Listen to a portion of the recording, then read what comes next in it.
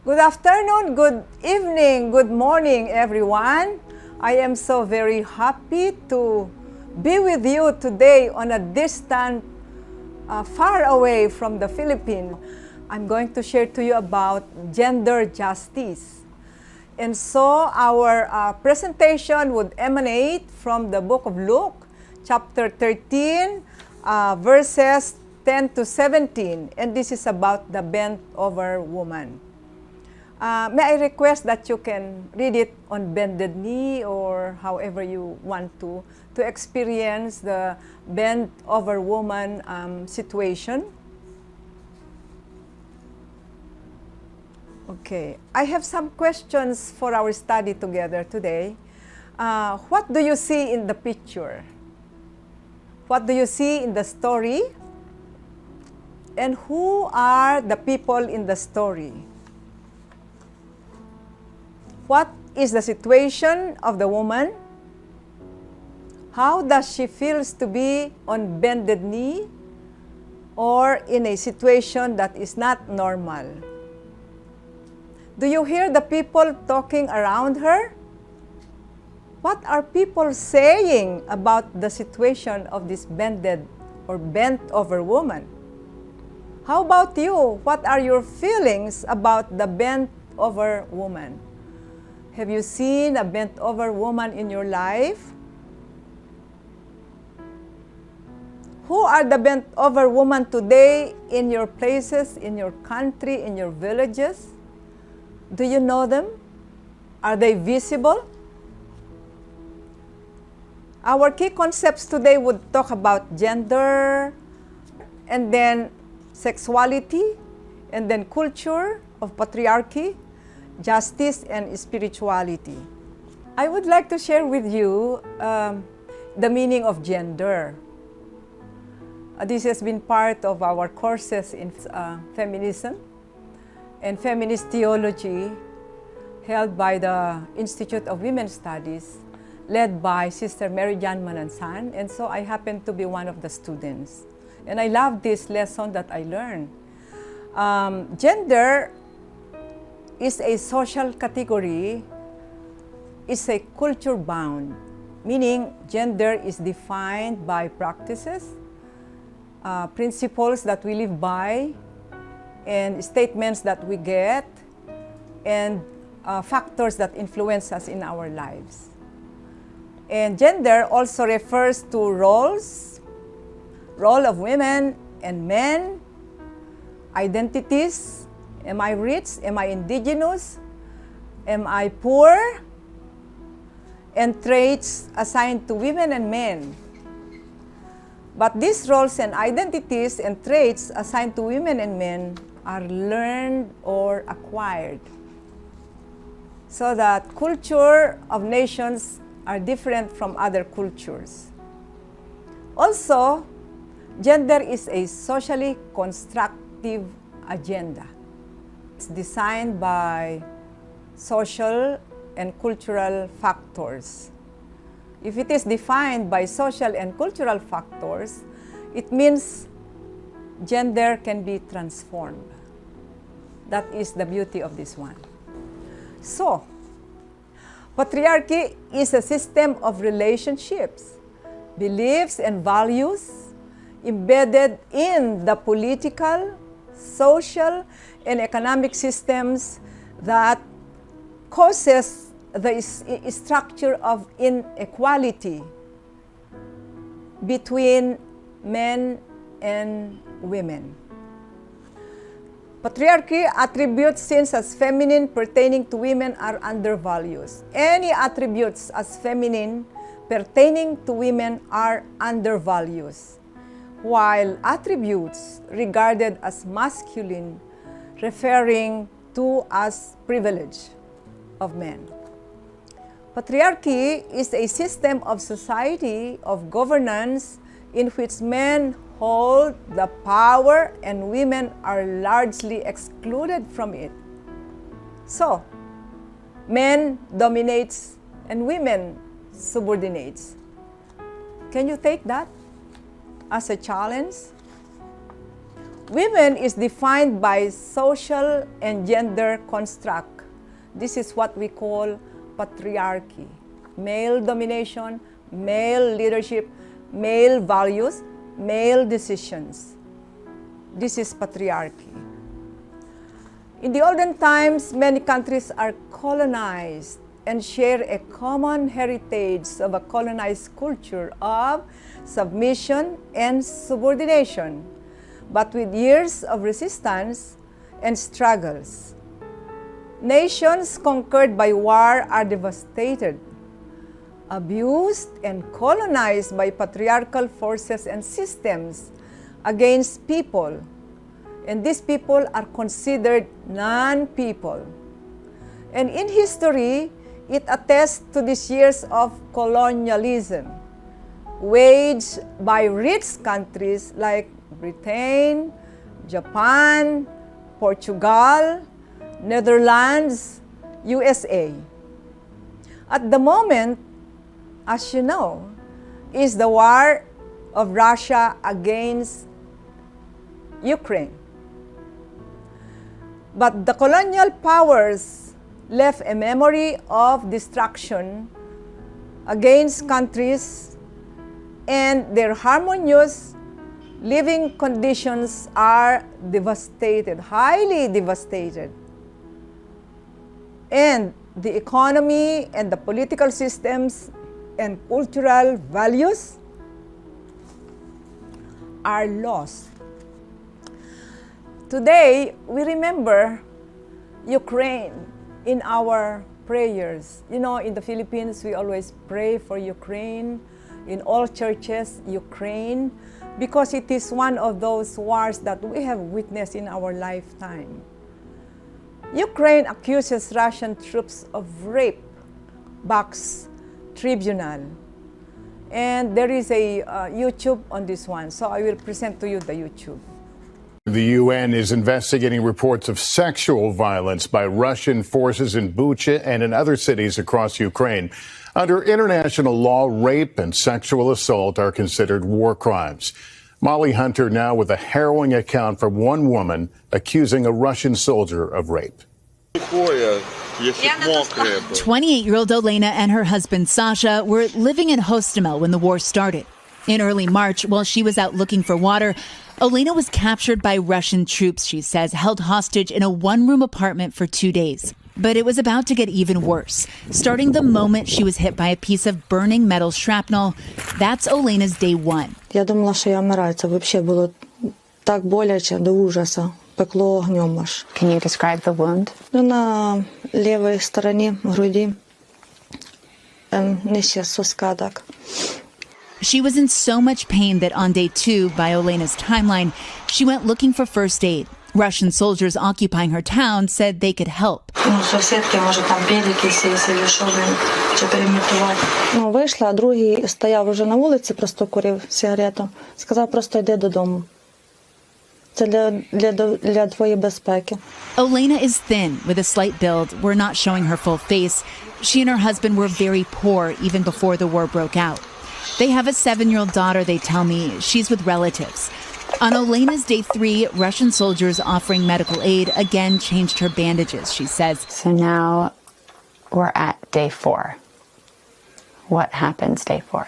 Він мені приїхав надати. She tells us 3 different soldiers came to their house dressed in civilian clothes, saying they were there to help. She has no idea how they knew she was wounded.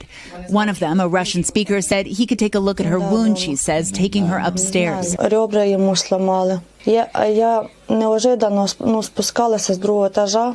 So she went back downstairs. Вони його хотіли добити, я так поняла. Вони йому ребра сломали. Мене муж потім сказав, що вже вони хотіли далі добити. Просто я спустилася вже. Medics tell us her husband had at least one broken rib. And the following morning on day 5, the soldier who had been upstairs with Elena returned. Приїхав обратно подивитися рану. Я кажу, со мною все нормально, говорю. Не треба, говорю, мене дивитися, говорю. Говорю, глянь мужа, говорю. Він навіть не став його дивитися. Я говорю, сразу говорю, ну, може, мужа оглянеш. Він сразу до мене почав. Налякана дуже була. She made a run for it, arriving home in tears. Afraid the Russian soldiers might return, they fled to this area of Bucha, which is where we met them. Are you angry? Have you even had time to process? Бог йому суддя. Бог його суддя. Molly Hunter, NBC News, Kyiv. But however, we discuss abuses against women today. Rape in the context of conflict. Conservative estimates suggest that 20,000 to 50,000 women were raped during the 1992 to 1995 war in Bosnia and Herzegovina, while approximately 250,000 to 500,000 women and girls were targeted in the 1994 Rwandan genocide. Between 50,000 and 64,000 women in camps for internally displaced people in Sierra Leone were sexually assaulted by combatants between 1991 to 2001, long years of violence against women. In Eastern Democratic Republic of Congo, at least 200,000 cases of sexual violence, mostly involving women and girls, have been documented since 1996, and the actual numbers are believed to be higher. So I have a question. Maybe this is also your question. Why are women, why are girls are targeted, they are targets and victims of sexual abuse and violence? What do you think so? Do you have any idea? Do you have any costume that would allow this? Or do you have any laws that would not allow?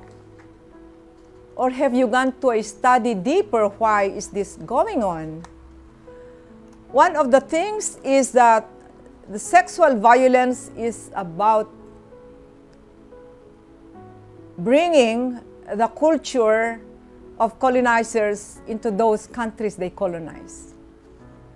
You know, colonization carries with it the exploitation of lands, properties, and people, especially women, youth, and children.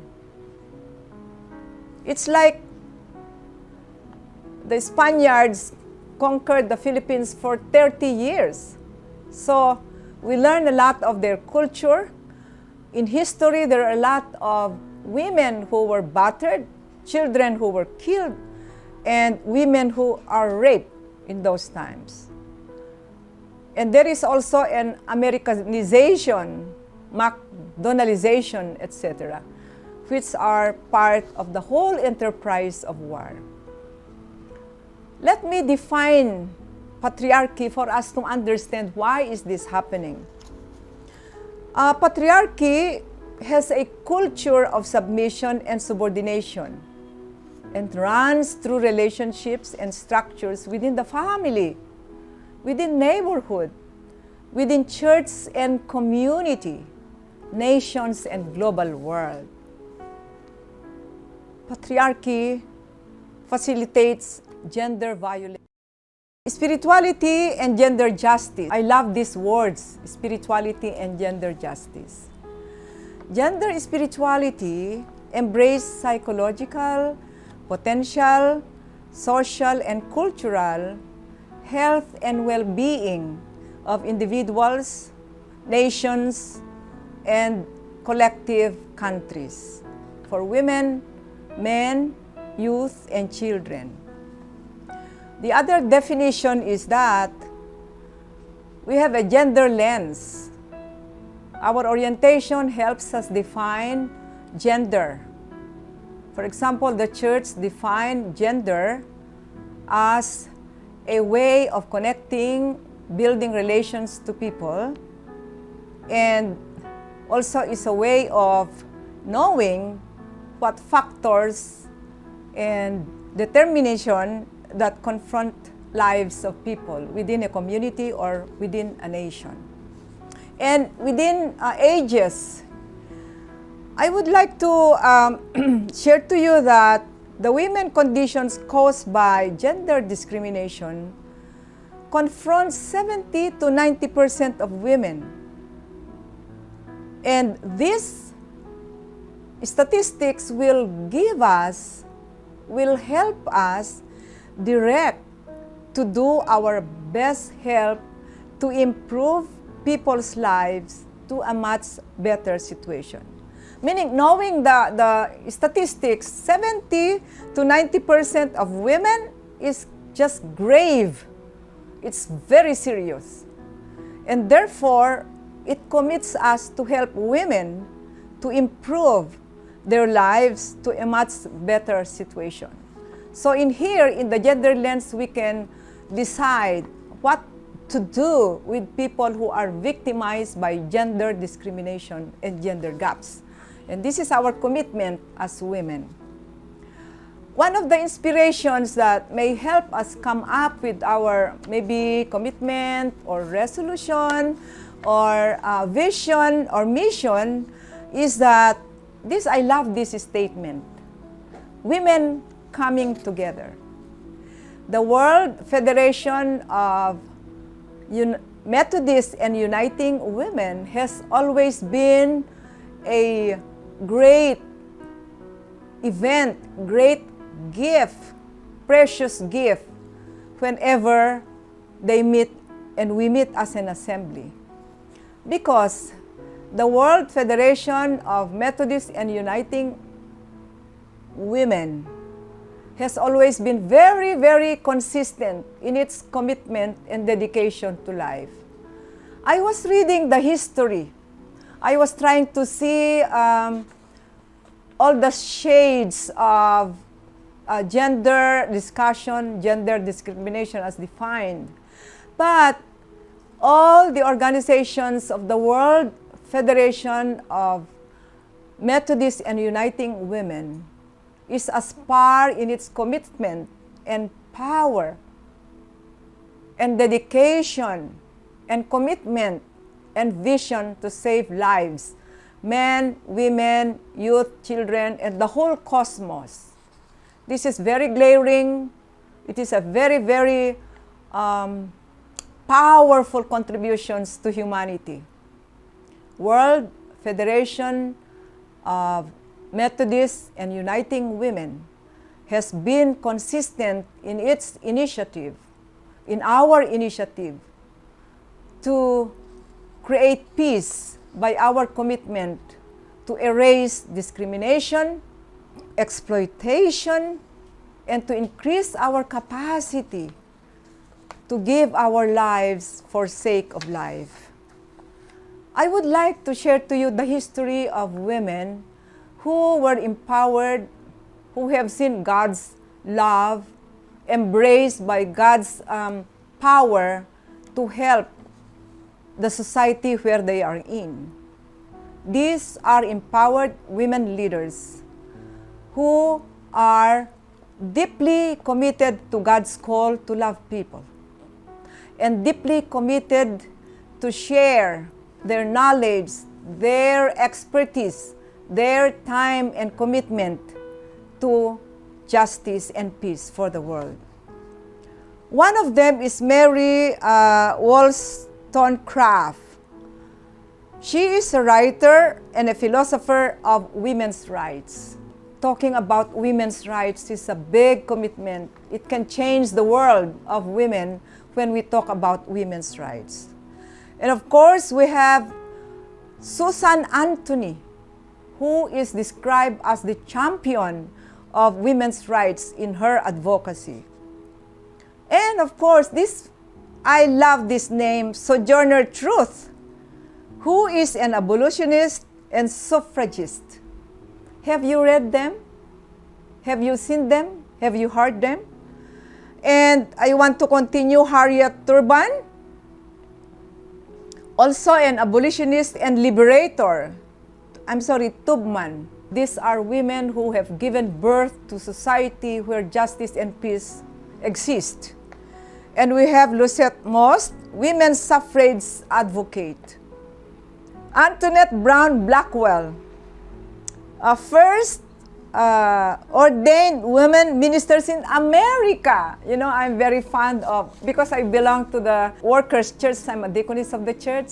And so, you know, the commitment of deaconesses is just a whole life. And also of ministers and clergy all, you know, all over the world are so committed and dedicated to be able to let people know that their lives are so precious in the sight of God, and that God makes their lives as light and blessings to the world. They are the shining stars wherever they are.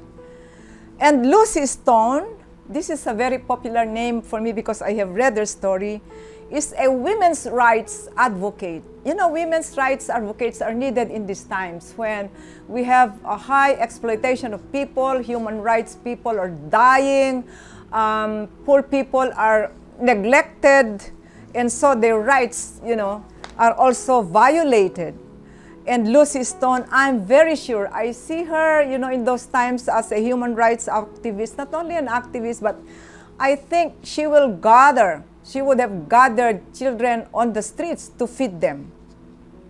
And women who cannot do much because they are poor for their right to live. Another one is Elizabeth Cady Stanton, also a women's rights suffrage leader.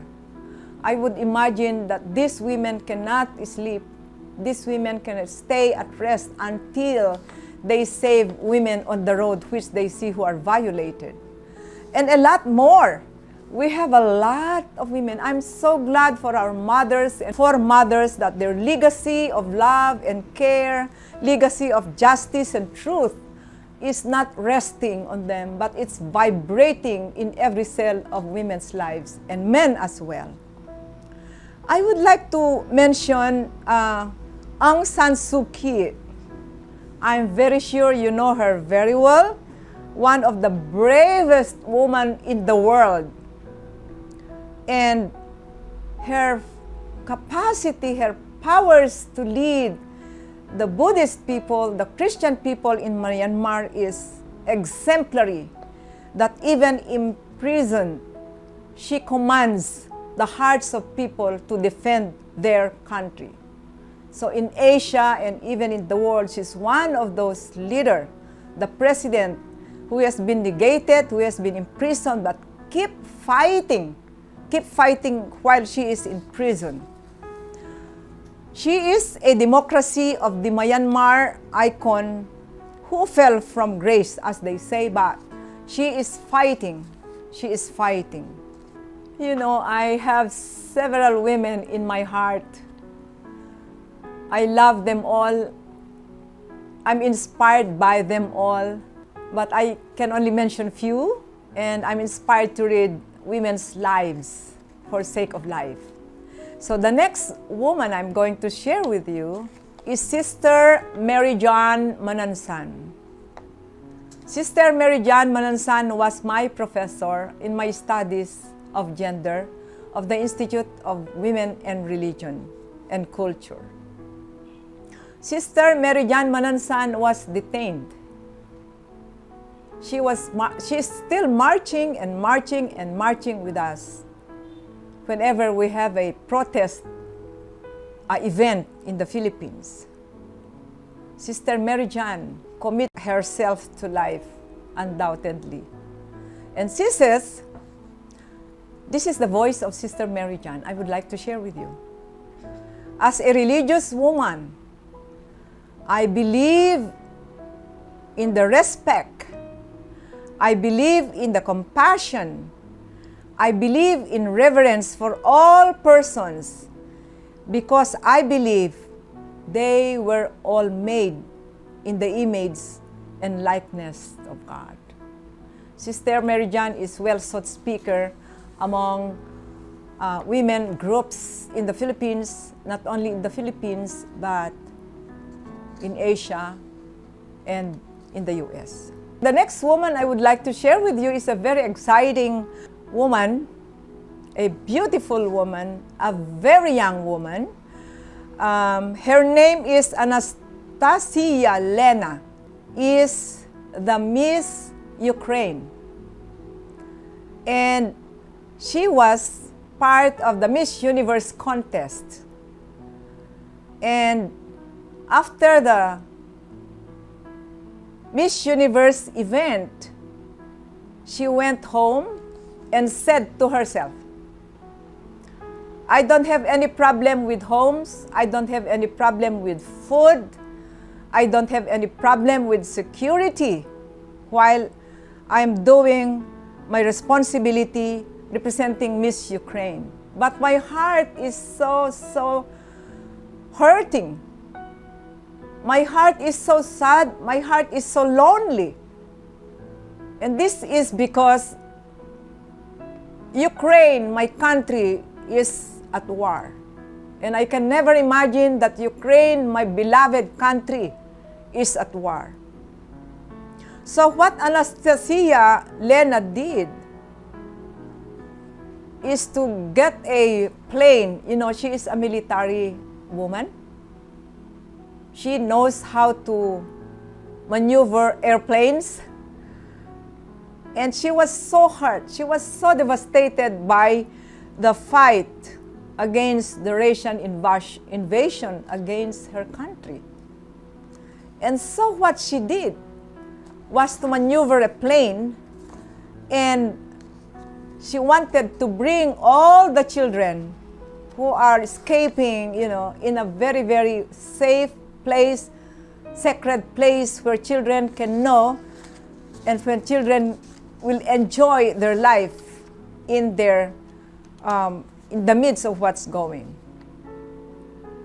So, the spiritual question might be like this: who am I as a person? Who is Anastasia Lena? Who is Sister Mary Jan Manansan? Who is Aung San Suu Kyi? Who are those ancestors, women ancestresses, who gave their lives to humanity, who gave their lives to their country, who gave their lives so that others may live? This is a very, very big question. It is also a very, very sacred question. Who am I as a person? Who am I as a soul? Who am I as a life? Who am I as a church person? We have a lot of definitions of who am I. The first noble definitions that we have by presenting the lives of women are just so encouraging, very powerful, very courageous women. But sometimes, in these times, women are used to do commercialization of many kinds of products. They are commercialized. In other words, they sell products that cannot save people's lives. That's culture also at the same time. The culture of how do you call this? Consumerism. The culture of capitalism. The culture of production that derive people's lives, especially the poor who cannot afford to buy commercial products. But it is a very nice question. Who am I? I would like to share to you another noble and sacred man. I learned this when I was in high school in literature. His name is Albert Einstein. Does this ring to your ears? This is a very noble man, very great man. I would like to share to you what he says. A human being is part of the whole. You and me are part of the whole, called by the universe. The universe is our home, a part limited in time and space. It is limited in time and space because we can only be where we are. We can only eat where we are. We cannot go to a lot of spaces where we wanted to be.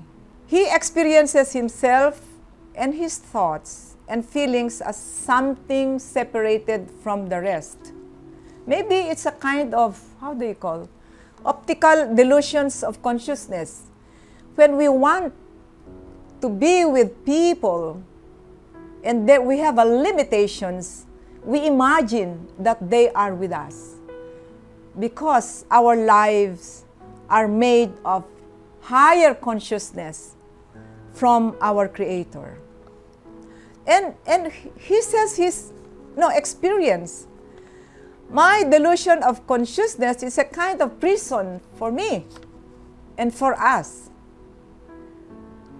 And consciousness is like restricting us to a personal desire and to affection for a few persons nearest to us. Our task must be to free ourselves from this prison of the self in order to widen our circle of compassion and embrace all living creatures and the whole of nature in its beauty.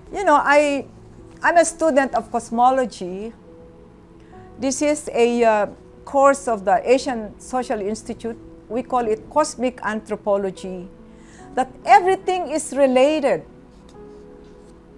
The animals, the birds are our cousins.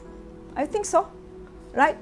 The trees, they give us life and we give them life. Those beautiful trees around us are source of our life. In my office, there is a big tree across the street. And so whenever I do my work here, I open the window and breathe into that tree, beautiful tree. It's a big tree. And it has little flowers. It has little leaves. But it is a very powerful tree because it gives its beauty to people. It relates the oxygen that comes out or emanates from its roots and from its leaves to people. So it's a life-giving tree, giving life to people, giving life to the earth, giving life to our existence. I would say, and you believe, human beings are relational beings with the birds, with the ants, with whatever flying creatures that we have, whatever swimming creatures that we know, they are connected to us. We are one self. We are one with nature, and we are one in God. Our lives, both creation, you and me, and all others whom we do not know, are connected. We are into interconnectedness of life all over the world. When you see the moon, let me say, you are connected with the moon if you appreciate the beauty. When you see the stars and the suns that gives you energy, we are connected to the web of life. That is how we human beings are relational being, connected to each other. What else can we say about who we are? We are a spiritual being that emanates from the universe. This is a new science right now. A spiritual being, you and me are a spiritual being, which emanates from the universe source of life, that is God, and from God as lights emanates from the sun. I hope you still have time to see sunrise, sunset, the clouds simmering by the lights of the sun or the moon. This is life because we are spiritual being. We transcend to what is situations that we are into, to transcend to what is holy and what is sacred. Only God is sacred. Only God is holy. So we are connected with God, our Creator, and we are not separated at all.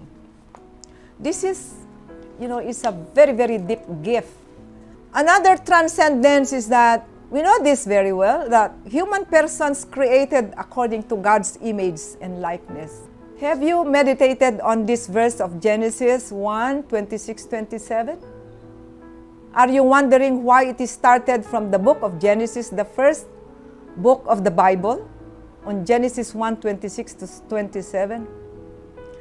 What does it mean to you when you and me are created according to God's image and likeness?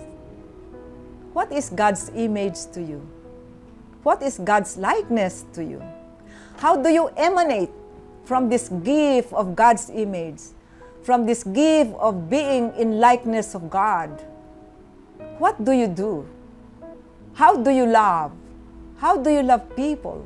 What are you creating? So, this is a very sacred relationship with God because we are created in His likeness and image.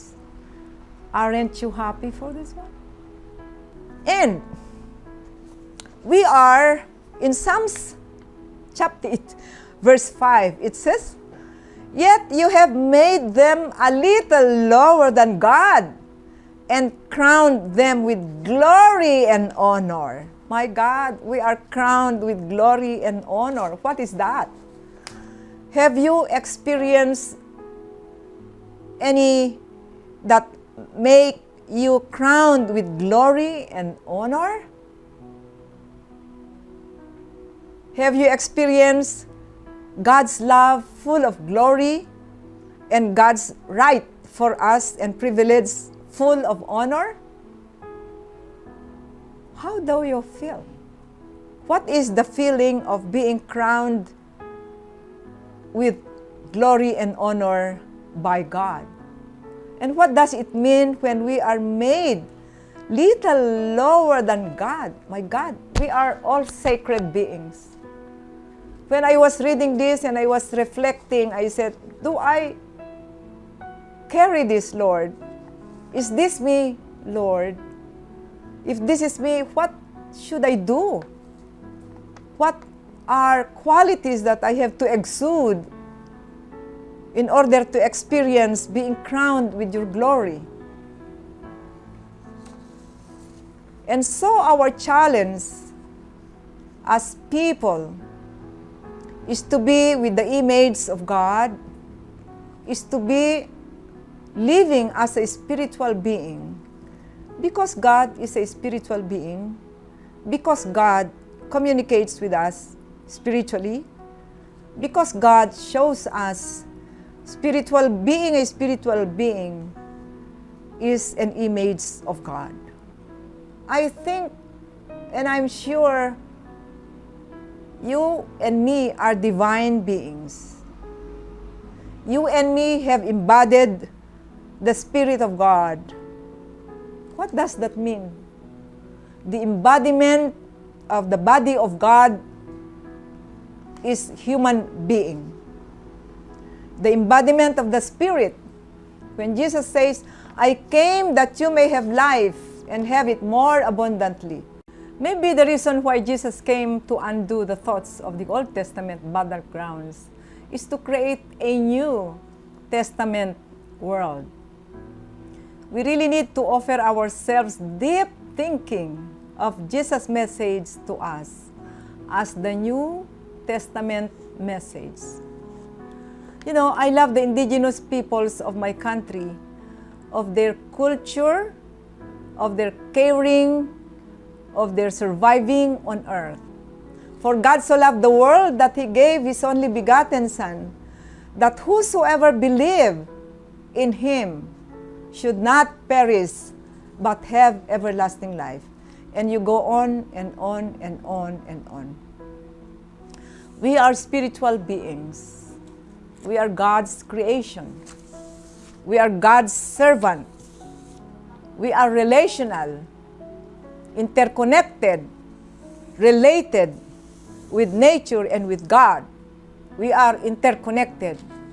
And we are not simply of the who am I by, defining ourselves as material things. But we are endowed with spirituality beyond our understanding. But God carries us through.